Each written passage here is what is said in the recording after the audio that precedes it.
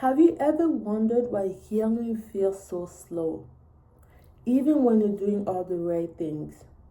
Why certain memories still feel fresh?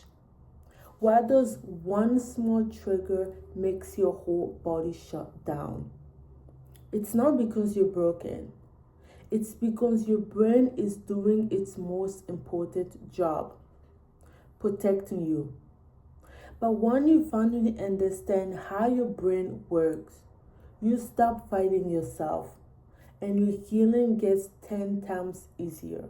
Our brain has one job: keep us alive, not to make us happy or accomplish our dream, just keep us alive. So anything familiar, even if it's painful, the brain labels as safe enough. Anything unknown, even if it's good for us, feels dangerous. That's why we overthink the future, replay past memory, we go numb, we shut down, we panic when triggered, we stay in patterns we don't even want. Our brain isn't against us. It's running an old survival program. Trauma memories don't store like normal memories. They get stored as sensation, body reaction, emotions, flashes, tension. When we haven't healed our wounds and something in the present reminds our brain of the past, the brain says, wait, this feels like the moment I wasn't safe. And suddenly we feel our hearts racing, our stomach dropping. We feel small. We go into freeze mode. We go numb. It's not the moment controlling us. It's our nervous system reacting faster than the thinking brain. Have you ever seen in your life that when you were triggered, it takes about 1 to 2 minutes for you to actually come back to reality and be like, wait, this is not even scary. Why I'm scared? That's because the logic part of the brain, the part of the brain that knows that this is bad, this is good, this is scary, this is not scary, is less active.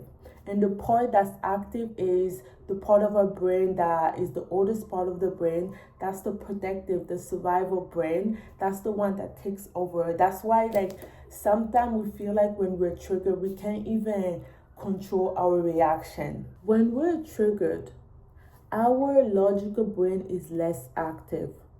This is the part responsible for calm thinking. The survival brain takes over. The amygdala, the alarm system, pulls us into survival mode. And survival mode has no sense of time.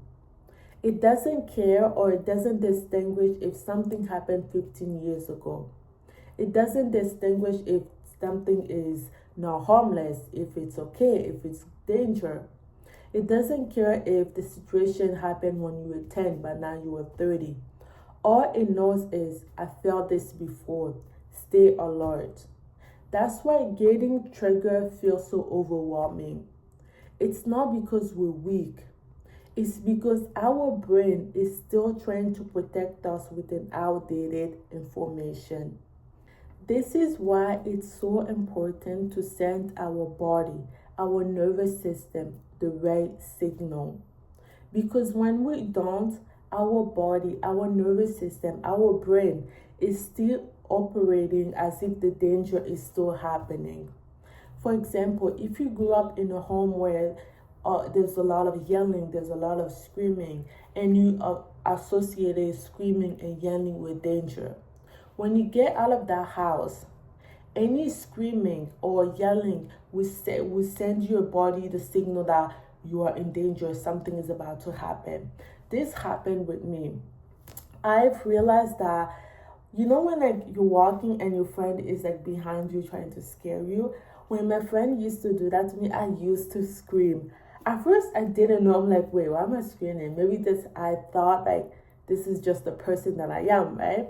But when I started like doing more research on the things that triggered me or like things that like make my body go into defense mode, I realized that happened because environment that I grew up in. So it's so important to send our body the right signal. I've also saw a creator on TikTok talking about when you get out of work, when you're at home, to do a little meditation or breath work just to tell your nervous system that, okay, the day's over, we're no longer at work, now it's time to relax. Because when we don't, our body is still operating as if the danger is coming. This is how I was able to work with my brain and not against it. The first step that really helped me work with my brain was naming out loud what I am feeling, what is happening. For example, my brain thinks I'm in danger, but I'm actually safe. By doing this, we engage the thinking part of the brain. So we're able to make decisions from the logical brain and not the survival brain. Our brain comes down when our body feels safe. Simple cues as putting your hands on your heart and telling yourself, I'm safe, I'm safe, I'm safe. Or slow breathing. Or if you are in a room, naming 5 things that you see. If you are standing, feeling your feet on the ground. If you are walking, feeling every step as you go. Because safety is felt, not thought. Gently tell yourself, this reaction is old. This moment is new. This breaks the brain automatic loop. For example, if you put a channel on a TV for weeks and you don't change it, what do you think is going to keep playing? Right? Unless you go to another channel or unless you go to YouTube, that's the same channel that's going to keep playing. It's the same thing for us. That's why we have to keep sending the signal to our brain, updating the software. Just like with our phone, every year, every month, probably like every 2 months, we're always updating our phone. We have to do the same thing with our brain, because if we don't, the brain is gonna get stuck in that situation and it's gonna think, okay, she's still in danger, so I have to protect her. She's still in danger, I have to protect her. But if you are no longer in danger, you have to let your brain know. And your brain only understands experience, so the signal that you send your brain. Our brain rewires through repetition. Every time we choose differently, even in the smallest way, our brain rewired. Because healing is not one big moment. It's millions of small moments where we choose differently. In healing, reparenting is so critical. Our brain learned fear because no one thought it safety. Now we become the adults we needed. Ask yourself, what would I tell a scared child right now? How would I make them feel safe? What tone would I use? What support would I give them? And if these are the patterns that are showing up in your life, give that to yourself. Because our brain heals when it receives safety and never got. Let me share with you something personal. So for years, I didn't understand why my emotions were so intense. I would get triggered in the morning and it would ruin my whole day. I also used to shame myself for it because in the beginning of my healing journey, I was doing a lot. I was spending a lot of money on coach, on therapy. So when I was getting triggered and all this was happening, I was like, why is this happening? I'm doing so much. And I started shaming myself because I'm like, wait, it's just who I am. It's just how I'm going to be. It was really, really hard. But when I learned that I wasn't reacting to the present moment, I was reacting to everything I survived before the moment, right? So it now is like started to make sense, and I stopped judging myself and started understanding myself. Like whenever I would get triggered, I would be like, okay, what is happening? Why is this happening? Do journaling, talk to my coaches. And it made my healing journey so much easier because I stopped judging myself. I started building that self-trust. And I just want the same thing for you.